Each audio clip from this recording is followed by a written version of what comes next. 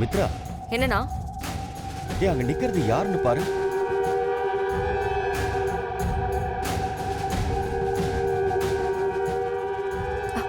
அண்ணா, பாரதி அவதான் அங்க நின்னுட்டு இருக்கா.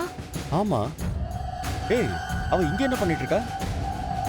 அண்ணா, அங்க பாருங்க. அவ நிக்கிற வீட்ல வாடகைக்கு வீடு இருக்குன்னு போர்டு வச்சிருக்காங்க. சோ இந்த வீட்டுக்கு வாடகைக்கு போயிடலாம்னு முடிவு பண்ணிருக்காங்க போல. வாடகைக்கு போறதெல்லாம் இருக்கட்டும், வீடு வாடகைக்கு இருக்குன்னு சொல்லி இவ போய் கேட்டதும் வீட்டை கொடுத்துருவாங்களா என்ன? அட்வான்ஸ் கொடுக்கணும்ல. மாத்திக்கிறதுக்கு துணி கூட எடுத்துக்காம வீட்டை விட்டு வெளியில வந்திருக்காங்க. எவ்வளவு செலவு இருக்கு, அதுக்கெல்லாம் என்ன பண்ணுவாங்க? இன்னுமா நான் உனக்கு புரியல? இந்த வீட்டுக்கு அட்வான்ஸ் கொடுக்கறதுக்கு தான் ஆதி பாக்ஸிங்ல கலந்துக்க போயிருக்கான் போல. ஆமா இல்ல, நான் அந்த ஆங்கிள் யோசிக்கவே இல்லையே மித்ரா. சரி சரி, இந்த விஷயத்த நம்ம உடனே பவானிக்கு ஃபோன் பண்ணி சொல்லிடலாம். கரெக்ட்.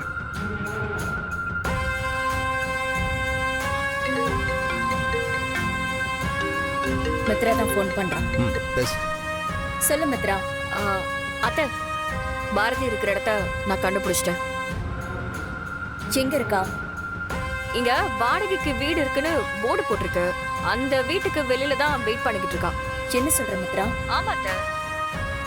அவ நம்ம கிட்ட போட்ட சவால ஜெயிக்கிறதுக்காக என்ன வேணா பண்ணுவான்னு எனக்கு தெரியும். ஆனா நாம அவளை ஜெயிக்க விட மாட்டோங்கிற விஷயம் அவளுக்கு தெரியாது. எக்காரணத்தை கொண்டும் இன்னைக்கு அவளுக்குன்னு ஒரு வீட்டுக்குள்ள அவ காலடி எடுத்து வைக்கவே கூடாது. அவ ஆசை புருஷனோடையும் குழந்தைங்களோடையும் நடு ரோட்ல தான் தங்கணும். அது இந்த பவானி பார்த்து ரசிக்கணும்.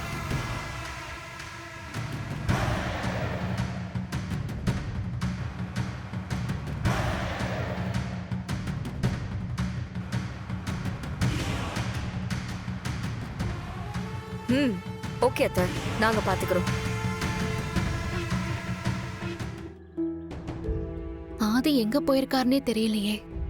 யார்கிட்டயாவது கடன் வாங்கிட்டு வரதுக்காக போயிருக்காரா? இல்ல, ஆதி கண்டிப்பா யார்கிட்டயும் கையேந்தி நிக்கவே மாட்டாரு. ஒருவேளை அவர்கிட்ட கோல்டு ஏதாச்சும் இருந்து அதை வச்சு பணம் வாங்கிட்டு வர போயிருக்காரோ? ஆனா எனக்கு தெரிஞ்சு ஆதி கிட்ட எந்த கோல்டும் இல்ல. வேற எங்க போயிருப்பாரு? நான் வேற சந்தர்ப்ப சூழ்நிலை தெரியாம பவானி கிட்ட விட்ட சவாலை வேற சொல்லிட்டேன். அதுக்காகவாவது கண்டிப்பா இன்னைக்கு வீட்டை வாடகைக்கு எடுத்தே ஆகணும். அதனால எப்படியாவது சமாளிச்சு பணத்தை கொண்டு வந்துடலாம் தான் அவர் எங்கேயோ போயிருக்காரு. கடவுளே, அவருக்கு எந்த பிரச்சனையும் வந்துடக்கூடாது. நீதான் அவரை பாத்துக்கணும்.